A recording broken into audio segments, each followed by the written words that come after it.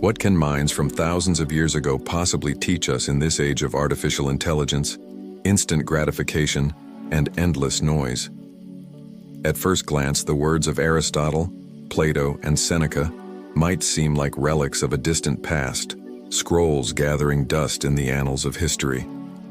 But look closer, and you'll find something astonishing. Their wisdom isn't just relevant, it's essential. These giants didn't just ponder life, they dissected it, revealing truths about human nature that remain unchanged despite the millennia between us. Aristotle's insights on purpose, Plato's allegories of self-deception, Seneca's letters on resilience, they weren't just writing for their time, they were writing for you. Think about the last time you felt lost in the chaos of modern life, overwhelmed by choices, paralyzed by uncertainty, or craving meaning in a world that often feels superficial. Now imagine sitting across from Seneca as he reminds you, life is long if you know how to use it. Picture Plato urging you to step out of the cave of illusions, where shadows distort reality, and into the light of self-awareness. These aren't abstract ideas, they're lifelines. Ancient wisdom doesn't just offer answers, it asks better questions. Instead of, how do I get more, it whispers, what is truly enough? Instead of, how can I avoid pain, it challenges, what can suffering teach me?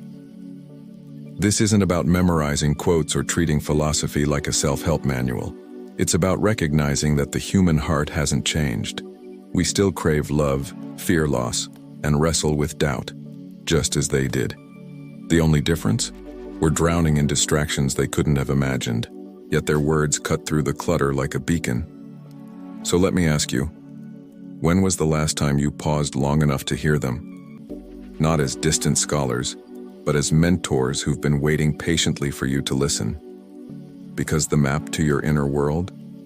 It's been here all along. Imagine standing on a tightrope, arms outstretched, feeling the tension between two extremes. Too far to the left, you tip into recklessness. Too far to the right, you sink into fear. That's Aristotle's golden mean. Not just moderation for its own sake, but the art of finding the precise point where virtue comes alive. Courage isn't the absence of fear, nor is it blind daring. It's the balance between cowardice and rashness. Generosity isn't giving until you're empty, nor is it clinging tightly to what you have. It's the sweet spot between wastefulness and greed. Aristotle wasn't just teaching philosophy, he was offering a compass for the soul. But why does this matter today? Because we live in a world that glorifies extremes.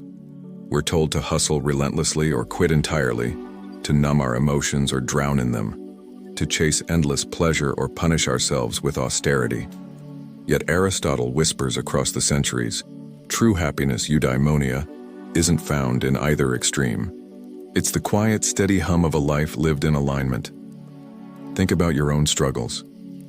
Have you ever burned yourself out in pursuit of success, only to wonder why it feels hollow? Or swung the other way, avoiding risks so completely that you've stifled your own growth? That's the ache of missing the mean. Here's the invitation. What if flourishing isn't about having more, but being more? More present, more intentional, more alive in each choice. Picture a musician lost in the flow of playing, neither straining nor slacking, but perfectly attuned to the rhythm. That's eudaimonia. It's the deep satisfaction of a conversation where you listen as much as you speak, the fulfillment of work that challenges but doesn't crush you, the serenity of knowing when enough is truly enough. So ask yourself, where in your life have you been clinging to an extreme, mistaking it for strength or safety? And what might it look like to take one small step toward the balance that has been waiting for you all along? Picture yourself shackled in a dimly lit cave, staring at a wall where flickering shadows dance. You've spent your whole life studying these shapes, believing they're the full extent of reality, until one day, you're forced to turn around. The fire behind you burns your eyes, the light is blinding, and suddenly the shadows lose their meaning. This is Plato's cave, and here's the unsettling truth. Most of us are still chained to that wall, but not because we can't break free, because we're afraid to. Today, our caves have different names. Social media algorithms feeding us curated versions of truth. advertisements convincing us we're incomplete without the next purchase, political echo chambers that reward outrage over understanding. We cling to these illusions because they're familiar, because questioning them means facing discomfort. But Plato's warning echoes through time. The shadows are not reality. The ascent out of the cave begins with a single, terrifying question. What if I'm wrong? It's the moment you fact-check your assumptions, sit with opposing viewpoints, or catch yourself mindlessly scrolling and ask, what am I truly seeking? Breaking free isn't about rejecting the modern world, it's about seeing it clearly. The philosopher who escapes the cave doesn't stay in the sunlight forever. They return to guide others.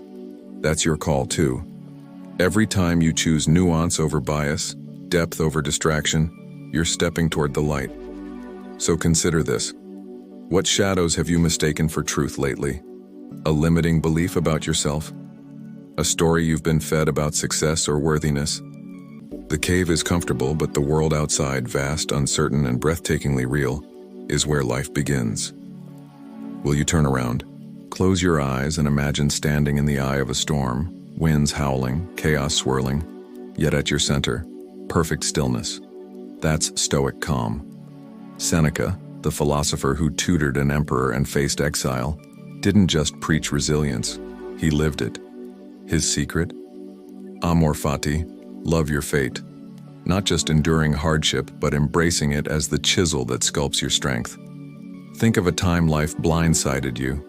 A job loss, a betrayal, a failure.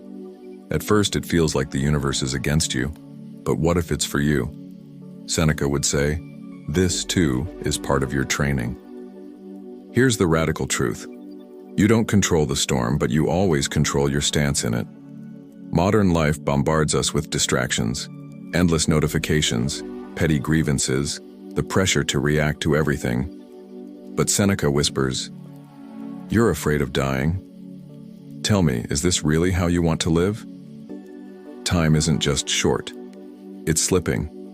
Every moment spent resentful, anxious, or chasing trivialities is a theft from your own potential. The Stoic question cuts deep. Is this worth the irreplaceable hours of your life? Your mind is a fortress, build it. When the world screams panic, practice pause. When adversity strikes, ask, what can this teach me? This isn't suppression, it's sovereignty. Picture a sailor who doesn't curse the waves but learns to navigate them. That's you at your best. So here's your challenge. Next time chaos comes, stand like Seneca. Breathe. Own your reaction. And remember, the obstacle is never the thing. It's your resistance to the thing. Break that, and you break everything. Across the ages, through the dust of centuries, one truth emerges unshaken. Virtue isn't some relic of ancient morality, but the very pulse of human excellence. Picture Aristotle walking the Lyceum, not lecturing about ideals, but showing how courage breathes in the space between recklessness and fear. Imagine Plato in the academy, pointing not toward abstract concepts but to the fire in your chest when you encounter truth or beauty. See Seneca, pen in hand, writing not about perfection, but about the grit of daily integrity. They all pointed to the same North Star. That fulfillment comes not from what we have, but from who we become in the choosing. What does this look like in flesh and bone? It's the moment you hold your tongue instead of sharpening it into a weapon, practicing temperance when anger boils. It's choosing honesty when the convenient lie sits ready on your lips. That's justice taking root. It's staring down your fears without being ruled by them. Courage in its purest form. These aren't grand gestures, but quiet revolutions in ordinary moments. The philosophers agreed. Virtue isn't about mounting some moral high horse, but about the calluses formed from doing what's right when no one's watching. Consider how we've diluted these ideas today. We've turned courage into hashtags, justice into performative outrage, wisdom into viral quotes stripped of context. But the ancients knew better. They understood that true virtue leaves traces in how you treat the waiter who gets your order wrong, in how you respond when life denies you what you think you deserve, in what you do with your solitude. That's where philosophy stops being words and starts being blood and breath. So here's the question that matters more than any other. When the noise fades and you're left alone with your choices, what kind of person do you find? Not the flawless statue, but the living, stumbling, trying again human being. That's where the magic lives, not in achieving some impossible standard, but in the daily returning, the persistent aligning, the quiet commitment to walk the path even when your feet are sore. The Greeks had a word for this practice, arete. Not perfection, but the excellence of showing up again and again as the person you most respect. That's the thread that connects you to every truth seeker who ever lived. We live in an age of unprecedented noise, the constant ping of notifications, the endless scroll of curated perfection, the gnawing sense that we're perpetually behind. Our ancestors worried about harvests and shelter. We're haunted by more insidious ghosts. The fear that we're not enough, the paralysis of infinite choices, the exhaustion of keeping up. Yet here's the extraordinary truth. The very tools we need to navigate this modern maze were forged centuries ago in the quiet spaces between battles and banquets, in the stillness of philosophers' gardens and academies. Imagine carrying Seneca's journaling practice into your nightly routine, not as another item on your to-do list, but as sacred conversation with your deepest self. Picture taking Aristotle's peripatetic walks, where movement stirs thought, and turning your morning commute into a moving meditation. Consider Plato's relentless questioning applied to your own assumptions. Why do I believe this fear? Who would I be without this self-doubt? These aren't antiquated exercises, but lifelines thrown across time. The same practices that steadied minds through plagues and wars can steady yours through overwhelm and uncertainty. The real power lies in recognizing that your mind isn't something that happens to you. It's something you build moment by moment, choice by choice. Every time you pause instead of react, question instead of absorb, create instead of consume, you're laying another brick in your foundation of wisdom. The anxieties of our age thrive on autopilot living, but ancient philosophy offers the ultimate rebellion, intentional awareness. Not control over every circumstance, but sovereignty over your inner world. So tonight, when you put down your phone and feel that familiar restlessness creep in, ask yourself this: will I let the currents of this age carry me, or will I plant my feet in the deeper waters of timeless truth? The bridge between philosophy and daily life isn't some grand gesture. It's the accumulation of small, defiant acts of consciousness. Start where you are. The wisdom has been waiting for you all along. The voices of Aristotle, Plato, and Seneca echo across the centuries, not as distant relics, but as living companions for your journey. Aristotle's golden mean calls you to find that sacred balance in a world of extremes, to pursue your ambitions without being consumed by them, to feel deeply without being ruled by emotions. Plato's cave beckons you toward uncomfortable truths in an age of comforting illusions, to question what everyone accepts as normal. Seneca's stoic calm stands ready to anchor you when life's storms rage, teaching that while you can't control what happens, you can always choose who you'll be in response. You're not the first to feel lost, to hunger for meaning, to wonder if there's more to life than chasing the next shiny object. You stand in a lineage of seekers that stretches back to marble-columned schools and torchlit discussions under Mediterranean skies. What makes this moment extraordinary is that you hold more wisdom at your fingertips than any ancient library could contain. Yet the real question is whether you'll let it move from your head to your heart, from theory to practice.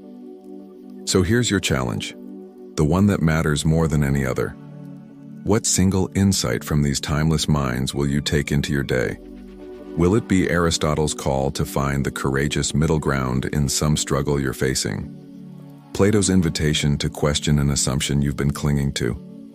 Seneca's reminder that your power lies not in circumstances, but in your interpretation of them? Choose one, just one, and live it with intention before the sun sets today. The journey inward isn't about grand transformations. It's about the next right step. The books have been written, the wisdom preserved, the path cleared. Now it's your turn to walk it. The philosophers have kept vigil for 2,000 years, not to give you answers, but to help you hear your own questions more clearly. The conversation begins the moment you decide to show up, not as a perfect student, but as a willing one. They're waiting, and so is the person you're meant to become.